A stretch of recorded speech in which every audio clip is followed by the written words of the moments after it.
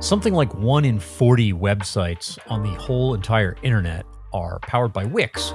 Wix is a website builder and a lot more than that. And I've got Josef Goldstein. He runs data analytics infrastructure for the whole company.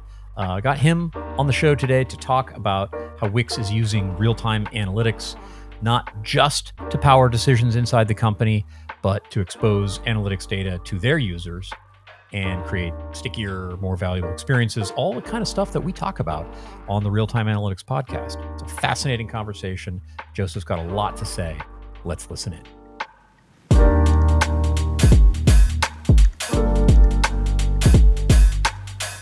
Hello and welcome to another episode of the Real-Time Analytics podcast. I am your host, Tim Berglund, and I'm very happy to be joined in the virtual studio today by Josef Goldstein. Josef is let me see if I get this, the head of R&D for data engineering and analytics infrastructure at Wix. It's a mouthful, but it's a good title. Josef, welcome to the show. It is a mouthful. Thank you for having me. You got it. Now, you and I had the chance to sit down together a few weeks ago and kind of talk through what's going on at Wix from an analytics perspective, since that's your job to lead a lot of that. And I thought it just sounded, and I enjoyed our conversation so much, I didn't want it to be limited to just us. So I wanted to have that conversation here. So tell us about what you do at Wix.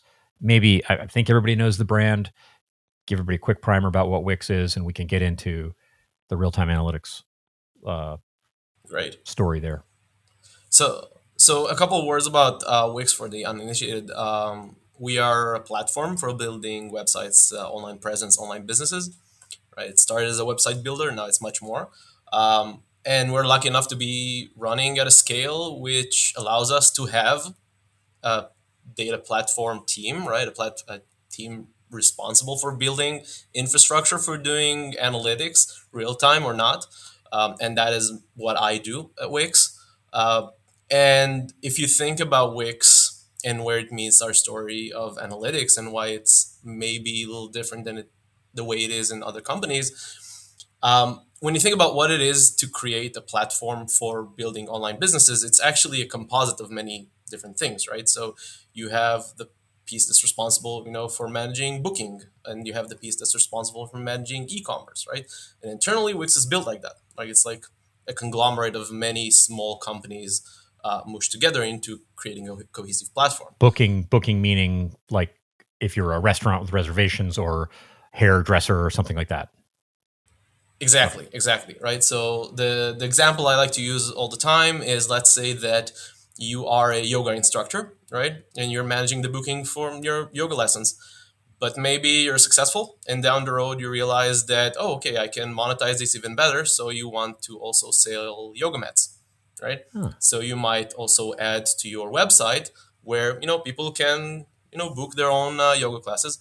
Also a place where they can buy yoga mats, right? And it should be ideally as simple as, okay, let's drag and drop and use the e-commerce thing, right? Right. I'd be surprised if we had any listeners who had never heard of Wix, but this is helpful because I think Wix as a website builder is if you're not a user, that's probably what you think, right? It's, for people who can't do their own markup and CSS, it's drag and drop, but not this big platform, which, yeah, go on. You start thinking about the back end there, and that gets interesting.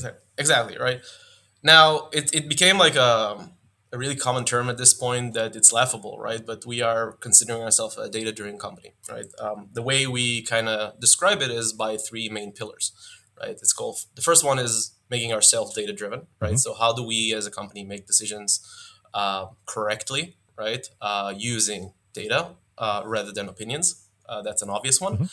The other one is how do we make our product smarter, right? So the product learns and reacts to you and create a customized experience. And that obviously is also driven by data. And the last one is how do we make our users data-driven? Meaning, that person that owns that yoga business, how do they know how's their business is doing? Mm-hmm. How do they know what they need to improve in their online business, to make it more successful, to monetize better, right? So these are our three pillars when we think about data at Wix. and analytics is intertwined into all of them. Um, and when you think about why real-time analytics is interesting, I usually like to tell the story about Rothschild. Maybe it's easy for me because I'm from Israel. Mhm. But the story about Rothschild is that what made him and his business successful initially was access to information, right?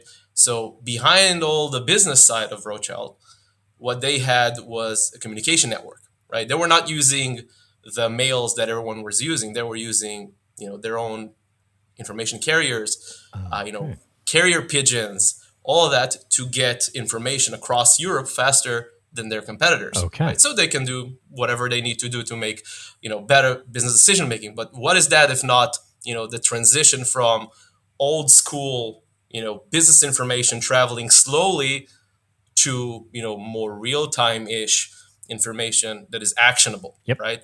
So obviously a carrier pigeon is not stream processing, but if we go several decades back, that is as good as you would get at that point. It's And having that and making decisions based on that, that's a competitive edge, right? So going forward years down the road from Rothschild, that is kind of how we believe and see things at Wix internally, right? We need to make ourselves smarter, we need to make the product smarter, and we need to make our users smarter, right? And we need to do all that based on data. The problem with doing that, let's think about a company that has 5,000 employees, right? Internally is built like different, small mhm. startups that are creating the composite of a single platform. And eventually I want to, show a dashboard to the user that says how much revenue you've made the past week, right? Okay. And that can be revenue that came from, booking yoga classes, but that can also be revenue that came from, buying yoga mats. Or selling yoga mats or water bottles or Exactly. yeah. Correct. And if I want to get into the influencer business, then I also need to look at what's happening in terms of traffic, Right. and maybe right, and maybe now I have a flash sale, right, and I want to know what's happening right now. I don't care about how the traffic is going to look, 2 days after Black Friday. I need to know how things are looking right now so I can adjust, Mhm. right? But how do you get all that together, right? So that's kind of the challenge that we have at Wix, both for internal analytics, right? How do we personally understand what is happening in the business and optimize it, but also how do we help our users be aware of what's happening in their business and act upon that as well. And it's the showing it to the users where real time usually presents itself first. Business analysts, and we talked about this in person. We might get to it in this conversation.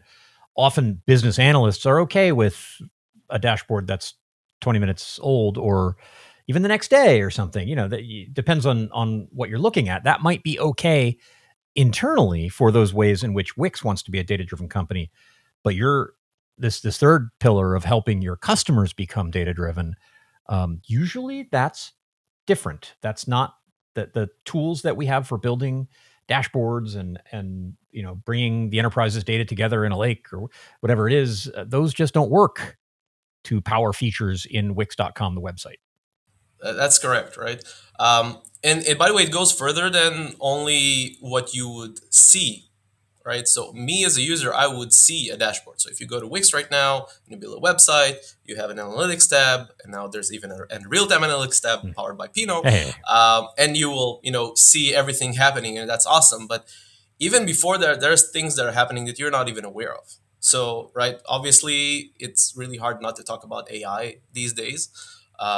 The user experience that you are receiving also dependent on information, and that's real time as well. So I'll give the simplest example, right? Let's say that we have captured through various interactions that have happened in the website that you have a certain interest in maybe expanding your business into e-commerce, right? Again, the story about the yoga instructor, maybe you want to delve into expanding the business. If we are able as Wix to identify that and maybe give you a certain promotion, that might increase our conversion, right? mhm. But what is that if not real-time analytics, right? Basically, what's happening is you are logging into the system, for the nth time, but something this time changed. We've discovered something, right? Maybe you have shown interest in something for enough time, or maybe enough features in a certain vector aligned for us to make a certain decision that this is something of interest for you, and we will change the user experience based on that, right? So that is, and actually that was the first and primary use case for real-time analytics Wix. It started from there, and then gradually, as we understood that, our users, especially the more sophisticated ones, need that data also visible for them. And that's not necessarily the data, about their personal user experience. It's about the experience of their users, Right. right? We always think about our users, but the users of our users. And we understood that that is information that they want to act upon that. Now, obviously, our users, we're not going to be giving them, at least not in the immediate future, their machine learning capabilities to change how their websites work, maybe in the future. But at least the thing we can give them is the insight in the form of dashboards and report that they can play around and make decisions. And that act of exposing that data that you have to your users, and of course, again, your users are minimally website operators, really small business owners, or small to maybe not so small, and giving them access to that data. If you just think of like your relationship with your customers, those website operators, well, they have a more valuable experience now. This is like more valuable, stickier. Wix gives me this stuff immediately. I have immediate insight into what my customers are doing, and that makes Wix a more valuable service to bring those people in. And we do get that feedback, right? We do get that feedback of, it's not a secret that Wix has its competitors in different Certainly. niches, right? And we do get that feedback that, these analytics capabilities sometimes are the pivot point for staying with us, which is obviously something that we really cherish. Yes. But it's not an easy act, right? So eventually, as it is always in the world of analytics, the user gets something that is very condensed. It tells a very interesting story, but it's like those memes where what is the front end versus what is the back end, which is like what is the dashboard versus what is the horrible iceberg beneath the surface that have resulted in this amazing dashboard. I wanted to start to ask about the horrible iceberg, so thank you. Please bring us. let's put on the wetsuit, the dry suit, and dive down there and look at it. So obviously, I'm in the business of building platforms for data. So I have seen my fair share of ugliness that it might be beautiful at the end. I do think that there are caveats that many companies are facing that we have potentially avoided or enabled us to do the things that we're doing at the pace that we are doing it. What I usually talk about when companies address to build analytics products, and then this can be for internal usage, batch oriented, but that very easily turns into real time use cases because a product manager saw a Tableau report and they're saying the day after, this is amazing, how are we giving this to the users? And then you as an engineer need to say, wait, not that fast, it doesn't work that way. Usually what's happening is these analytical data is a very, very bespoke, meaning we now need to do a very specific feature. So we're not going to collect a very specific type of data. We're going to build a stream, right? We're going to put it over Kafka or whatever. We're going to, build some pipeline, and then we're going to have the data. And that's a very one-off type of thing. And when you want to do things in Wix scale, which is how do we give it across, all the types of services that Wix gives, that becomes very cumbersome.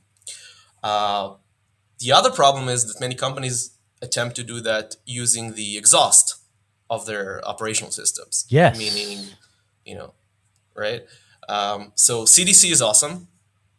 We've all used it. It is very useful for many use cases. But when you think about it, using things like CDC as kind of a hack into doing real-time analytics is something that in the short term makes a lot of sense. Why do we need to build a whole new thing to get this data? We're just going to connect to the operational system, right? So, for example, we're talking booking. Let's just connect to the CDC of the booking system, and we're going to get all the information from there. We're going to put it on the stream. Everything's easy. And that does make sense, but at a certain scale, it starts to break. Not because of amount of data. It's because the data is not, it's not contractual, right? It's not data that was created for analytics. Right? Okay. There's a backend engineer somewhere that has no idea potentially that this thing is happening, or if that backend engineer knows, it certainly is not in the top 5 things that that engineer cares about when he or she releases a feature. Mm-hmm. And then schema changes, right? Mm-hmm. So the API stays the same, all the feature behave the same, but that backend developer decided that we need to change the schema of the data, and then everything downstream start to have this cascading effect. And that is the result that this data was not meant for analytics to begin with, right? So these are two issues and two paradigms that many companies face, and that's usually what makes doing analytics either non-scalable because it's a one-off thing, or extremely brittle because it was not built for that to begin with. Which obviously begs the question: so how are we doing it? And I want to say it sounds like you're describing data contracts. Is it okay if I use that term and then ask you to give your you just talked about how you do it, but for anybody who's new to the term, how do you define what a data contract is? So it's first of all, it's as simple as what you would infer from that, which is I am exposing data, right? And that data is now part of my product offering. Mm-hmm. Right? So the simplest way to think about it is what is an API? A good API, right? A good, well-defined API. I am now giving you this API with certain guarantees, and those guarantees can have to do with the uptime and how I'm going to respond, like very basic SLA type of guarantees. But also going to have the guarantees that if you now wrote code that integrates into this API, I will not break it, at least not to the point where you are not able to consume it.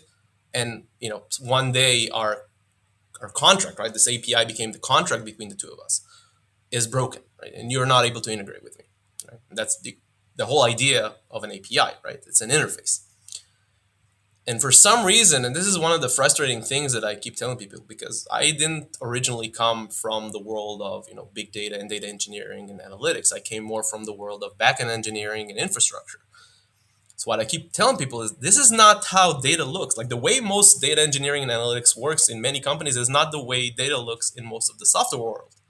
Because in the software world, I'm going to expose an API, and that is a contract between us. And if I'm going to break it, I will need to go, beyond the usuals of just changing the code to modify it.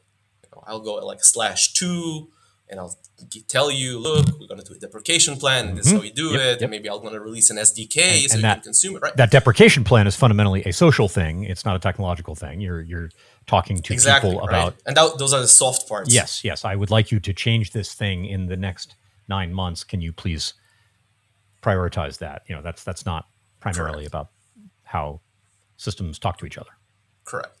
So when we talk about data contracts, basically what we're saying is how can we take the same social contract as well as technical contract and pass it on to worlds that are not necessarily playing by these rules, or historically haven't been playing by these rules. So a concept here, another buzzword, is the data mesh, right? Mm-hmm. That have been popping around for the past several years. Part of the core ideas behind that is essentially that, right? Is if it can be a business unit or a team, generate data. So that data now that I am publishing as an organizational entity is a product. And it is as much as a product as the features that I have in my front end and the APIs that I'm exposing to people that consume those. That is a product. And a product has certain guarantees to it. Mm-hmm. Right? And that is the contract that binds us. Now, how do we do it technically? That can vary. But it's starting from the fundamental idea that if I'm creating data that is needed by someone else, that data is a product and I need to treat it that way with the same level of respect. Now, saying data contracts is, okay, let's take those guarantees and formalize them in a way, right? So an API is a way to formalize a certain data contract of a certain kind. Yes, it's data, and there's behavioral aspects usually of an API that are part of the contract, but certainly the data. Exactly. Yeah.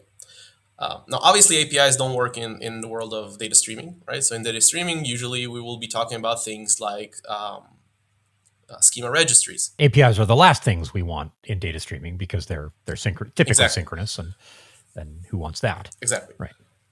So the most fundamental thing, to start defining a data contract for streaming data and streaming analytics would be using a certain level of schema registry, which is basically the small store in which all of the data providers put their contracts, and other people evaluate those contracts, understand whether those are fitting their needs, and consume the data based on that.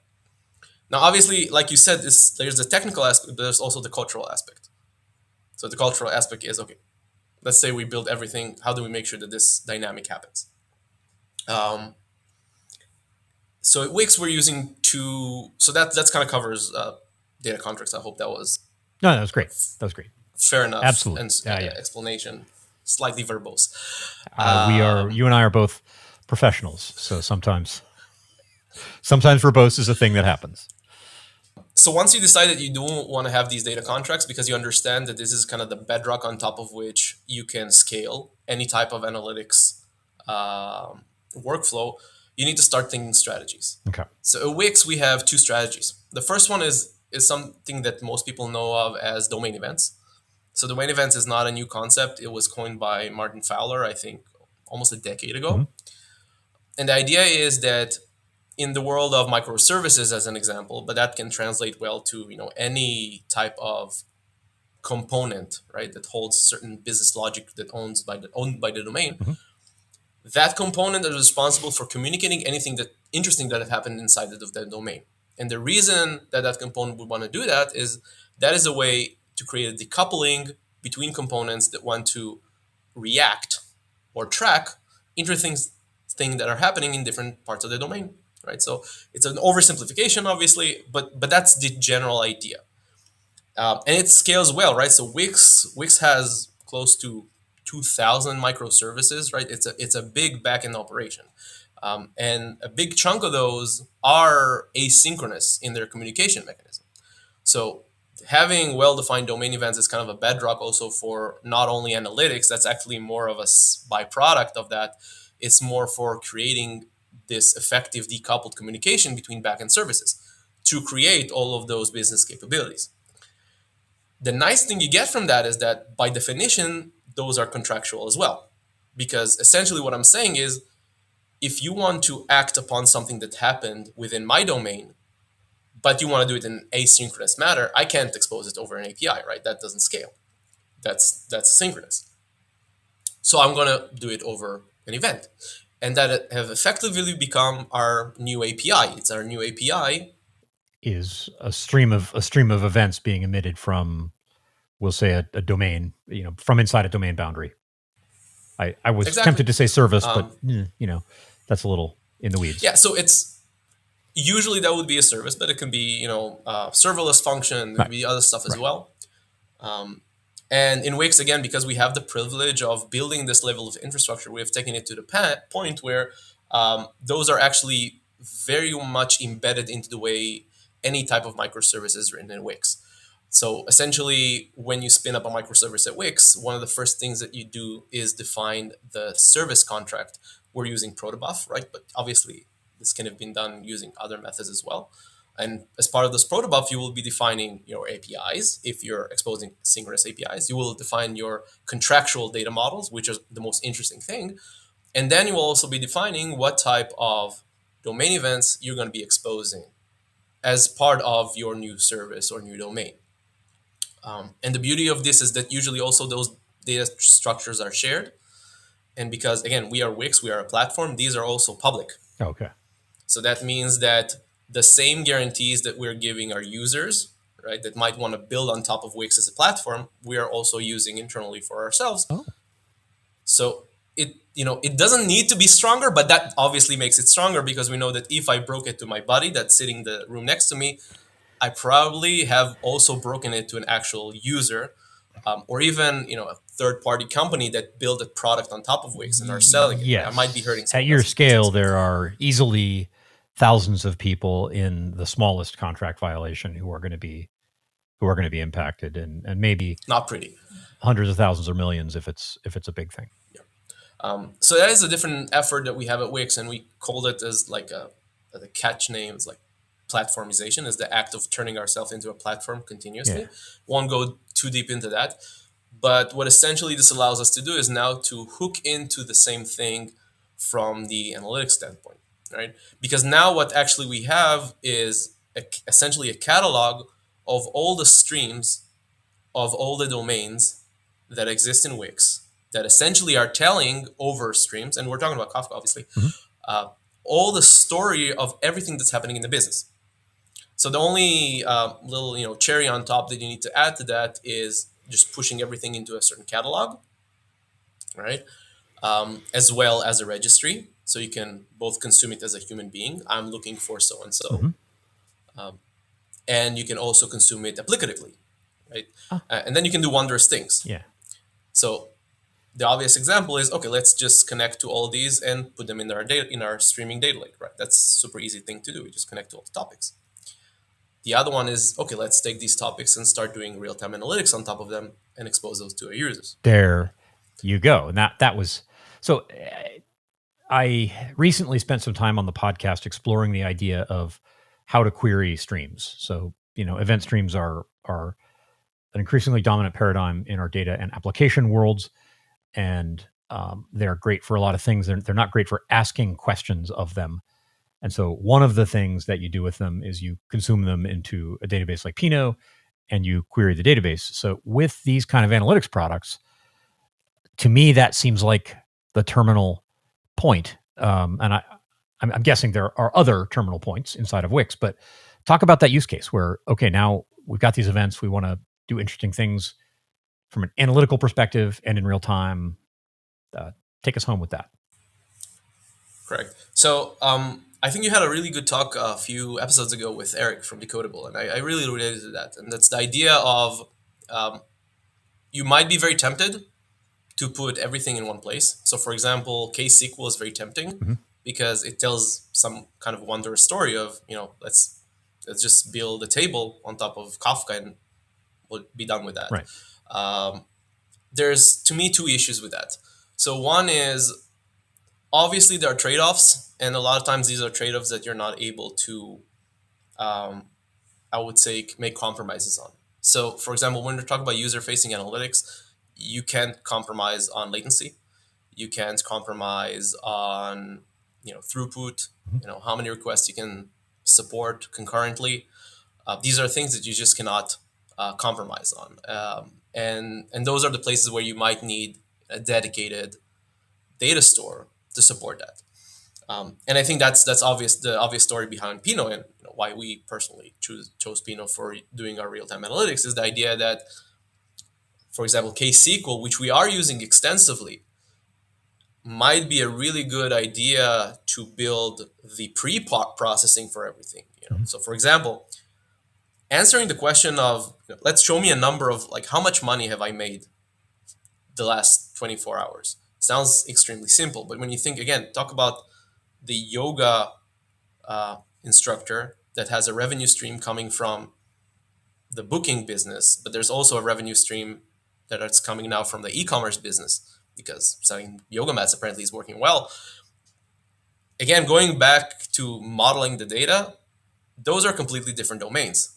Internally in Wix, they're from like completely different units, business Yes. units. Yes. They work differently. So the only way to answer the question, how much money have I made the past 24 hours or the past minute, which is the same question, right? When you're talking about real-time analytics, you want to be able to answer both. You need to be able to join those two, right? So, and that's a simple one, right? That's simply like joining several streams. And you don't want to do that heavy lifting down the road for several reasons, right? But you want to simplify things. And again, it goes back to how do we simplify things? Because how do we make all of this scalable to build in Wix scale? So tomorrow we have a new business coming along. We're supporting a new type of business, right? So like you have ecom and you have booking, but tomorrow there's going to be some kind of subscription base for reading the blogs that I write about, Of course. well balanced life as part of my yoga business. Yeah. That's a new revenue stream that we just invent, right? So that's another thing. So we want to be able to have all of this real time pipeline malleable enough that it won't be okay. Open a Jira ticket, we'll do it next quarter. is, okay, how do we do it now? And how do we do it now is making things simple. Right. So putting the pre-processing in a place that's very simple to play around with, and simplify how the stream eventually comes out. So at the end of the day, I have roughly the same, very those tables that I already know how they look, and they tell us a broader story of the business. And if I need, I will extend them to more tables. That decoupling allows me to do much of the heavy lifting here, and maybe in a simple way using SQL. Right, that's what KSQL offers. And then later I'll put it in a place where I know that I don't need to be concerned on like how fast is it going to react, how fast it's going to update. And for example, the data engineer that knows how the data looks, because eventually those are data engineers, doesn't need to think about these concerns, doesn't think about modeling this too much. He can focus, or he or she can focus on the business logic that are happening in the stream processing. Right. There you go. So that's on the decoupling. I think there's another thing that's interesting, and I didn't hear, or I don't hear being spoken enough. So I'm also lecturing in our student program. We have a student program at Wix for data engineers, which is fun. Yeah, I'm Nice. doing this tomorrow as well. And one of the things that we kind of need to unlearn when we get to do modern analytics is the idea that saving your data in more than one place is wasteful. Yes.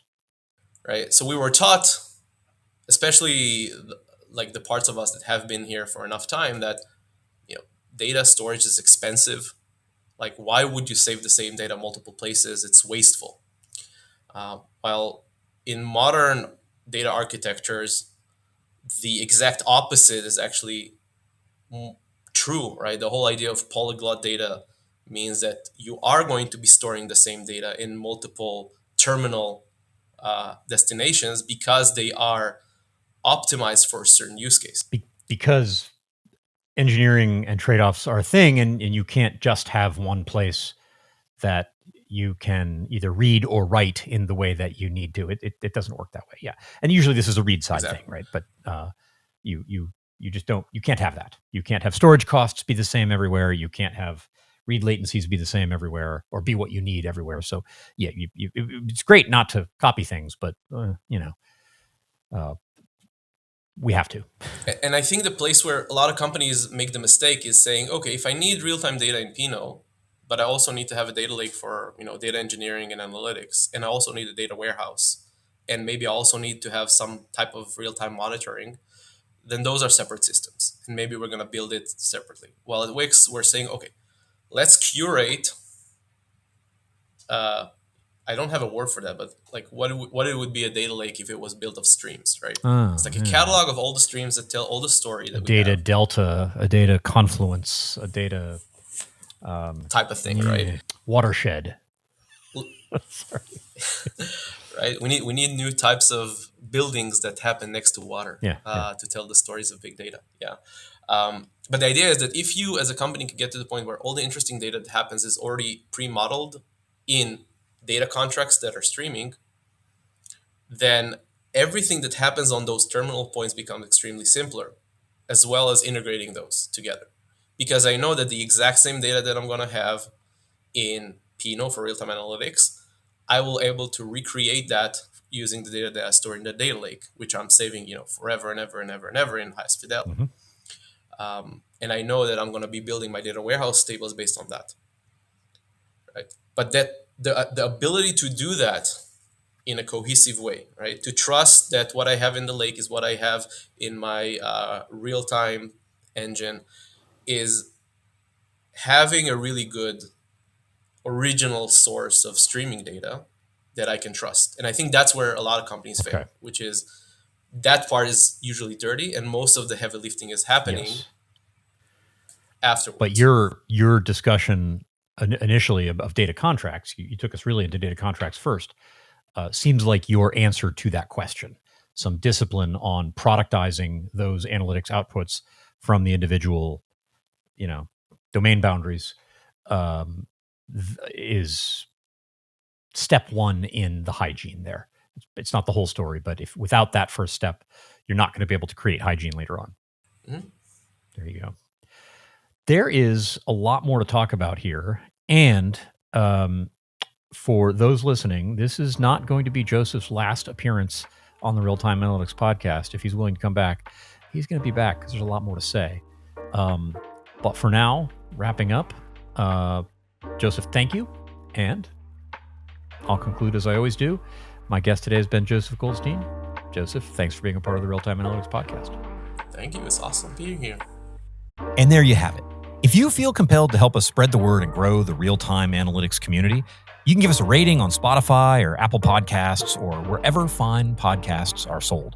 If you're watching us on YouTube, hey, subscribe and, of course, hit that notification bell. And you can always share your favorite episodes on LinkedIn or Twitter or wherever it is you do social media. Thanks, and I look forward to talking to you in the next episode.